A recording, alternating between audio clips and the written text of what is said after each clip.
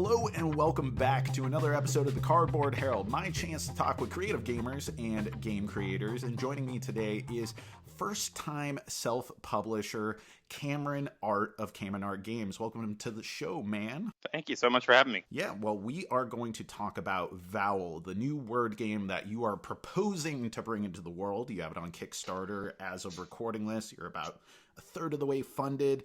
And this is like a really interesting project because it has some like gamification elements that feel very hobby game focused, but in a lot of ways it feels like a traditional word game. Why was like a word game the first thing that you wanted to bring to the world under Cameron Art? I think in our hobby there tends to kind of just be this sort of almost a stigma around word games that I have never quite understood why that's there. A lot of the times when people hear word game, it's usually an instant turnoff for people who just don't love word games. So when I came up with this concept for Vowl, I knew in developing it that I really wanted to build something that would try to break the mold a little bit and appeal to both hobby gamers and people who have only ever played like Scrabble and things like that. Well, let's talk about your history. Like what brought you into gaming? Are you the Scrabble gamer who grew up playing all sorts of word games, Balderdash, that type of stuff? Or did you come through the trajectory of Catan and all those hobby games? Yeah, for most of my childhood, it was definitely just things like Scrabble. We played a lot of things like Farkle, Uno, Yahtzee with my parents, going on camping trips and things like that. And in high school, my then girlfriend, who's now my wife, her brother-in-law introduced me to, I think it was King of Tokyo was the first more modern thing that I sat down to play. And it just exploded from there. He's got the typical closet of 200 plus games. And I just had no idea that modern gaming really existed until that time. And I fell in love with it. Okay, so you're doing a really audacious thing here. In 2020, you're saying, amongst all these Kickstarter giants that are out there, I want to create a very small project and deliver that to people. What was the impetus for like self-publishing this as opposed to pitching around to all sorts of different publishers who might be interested?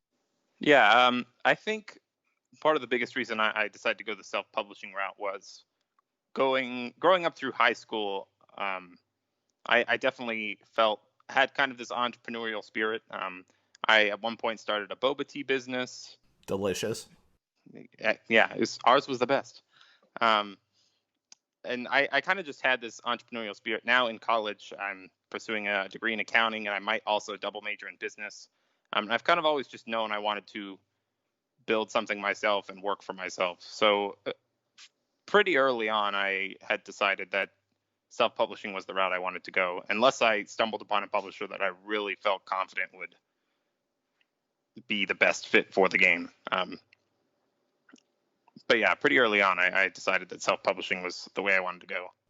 One of the coolest things about this game, like the thing that was the biggest takeaway for me, is the scoring system, which felt completely unique. And I played a lot of games. You have escalating difficulty based off of your current score, which that makes sense. But when you do have some sort of victory in the game on a round, you either have the option of moving forward a greater amount or moving forward only a lesser amount, but bringing the victory point threshold in order to win the game closer for you and an opponent. Presumably, that's going to be like a rubber banding mechanic in order to help out players who aren't doing as well. And it's this nice little bit of tension between, do I want to advance, but it's going to be purely more difficult for me, or is it going to be something where I give a concession to my opponent in order to make it a little bit easier to reach that end? And I was completely blown away by this. Did you have some direct inspiration for that? Like, what was that idea born out of? Not in particular. I've always been a big fan of games that try to kind of break the mold in terms of scoring. I'm a fan of games that aren't just straight victory points. the first one I really appreciated was Scythe. Kind of, it definitely has a traditional scoring system to it, but the whole 6-star system of how the game ended felt very unique to me. Let me think if there are any others I can think of. Uh, Red Tavern Inn. Not sure if you've played that one. There's a whole bunch of those. Kind of a similar sort of deal where you've got two tokens moving towards each other, and when they meet, I think you lose in that game when the two tokens meet. Yeah, and just stuff like that. I really appreciate games that try to do something unique with either their victory condition or their scoring conditions that I haven't seen before. Not to say that I don't appreciate straight point salad games and just going for victory points, but so what's the ambition beyond this? Because, if you're this entrepreneurial type of person, you're getting education in business and accounting, what are the next steps for you, assuming that you're able to get this funded? Like, do you see yourself continuing to design and publish games? Do you want to sign games by other people? In a successful, maybe not over the moon successful scenario, but like a reasonable business plan, what do you expect from Cam and Art in the future? I would love to continue self-publishing games. I've got a lot of things on the docket, as I know most aspiring game designers do. A lot of things going on all at once. I would love to keep self-publishing things. I am optimistic that I can continue to do so. I think success for me just means being able to continue to do so without losing money on it. I'm not necessarily aspiring to be the next huge hit publisher that's, breaking down barriers and selling millions of copies, but I would love to keep getting my games out there, provided people keep wanting to see them. Yeah, well, I don't think there's anything wrong with thinking that, maybe you could be the Simon of word games or something like that. But is that like a particular shtick that you would want to continue playing within the word games? Or do you feel like, no, I want to take a crack at a 4X game next, or, you have designs of all sorts of different genres. Like, what are some ambitions specifically in the game world that you want to see come to life? Yeah, I don't think I want to continue. I don't think I would do another word game unless it was an idea that really felt like I couldn't pass it up. I'd like to have a sort of diverse portfolio in terms of what I publish, lots of different genres. Although I do, in terms of where I am in my own design journey, kind of feel like I've settled into this, kind of what you're talking about earlier, trying to bridge the gap between the hobby market and the more mass market games. So very accessible games that still appeal to strategy gamers and give players interesting decisions, while not being overwhelming to learn. Sometimes one of the things that you talk about in interviews like this is what you're going to do if you succeed. And, that's the goal, right? That's what you're trying to make happen. And in some situations, it's a little less comfortable to talk about, but certainly a possibility for many people at many stages of their publishing or design journey is what happens if you don't. So right now we're about a third of the way of funding the project, and you still got quite a bit of time. So it's kind of up in the air onto whether it's going to succeed or not. There's a lot of speculation that you could do about, the trajectory of backers and periodic lulls that you can anticipate. Like anyone who's been in the game and, following a lot of blogs out there or podcasts that are more focused specifically on how to get games published, there's a lot of data on what to expect based off of where you're at and what things are left to go.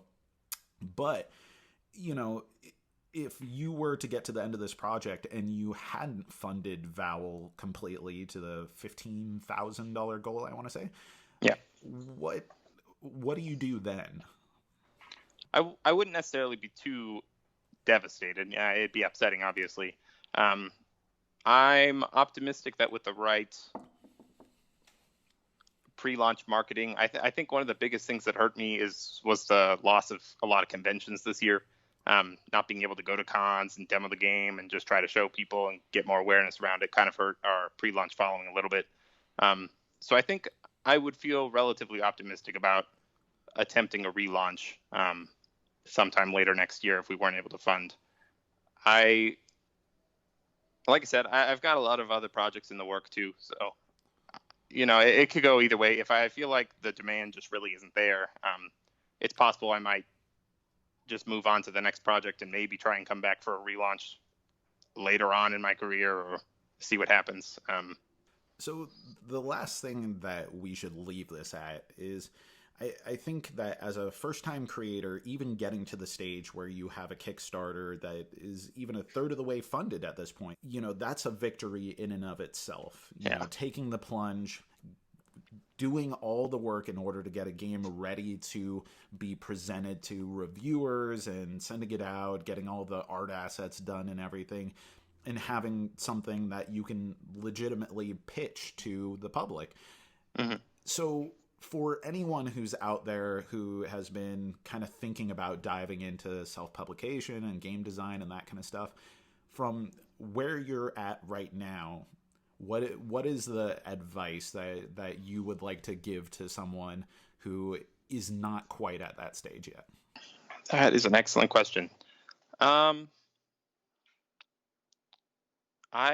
think what I would say is just don't be afraid to dive in and start sharing the project with people. I spent this game was in development for way longer than it needed to be. I came up with the original concept close to 3 years ago now.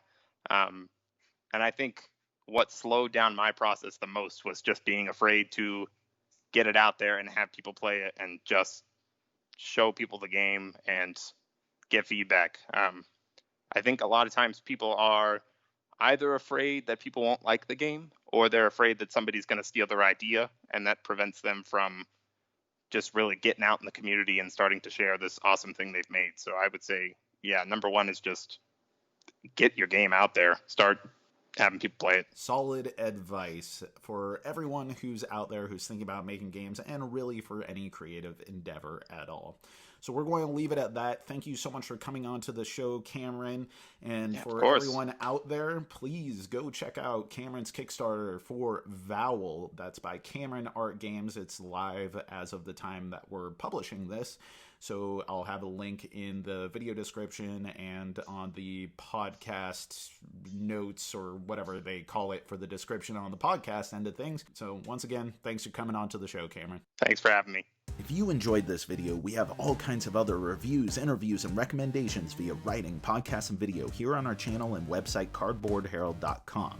Our content is audience supported, so if you want to show your support, please visit our Patreon. Thank you so much for watching. This has been the Cardboard Herald.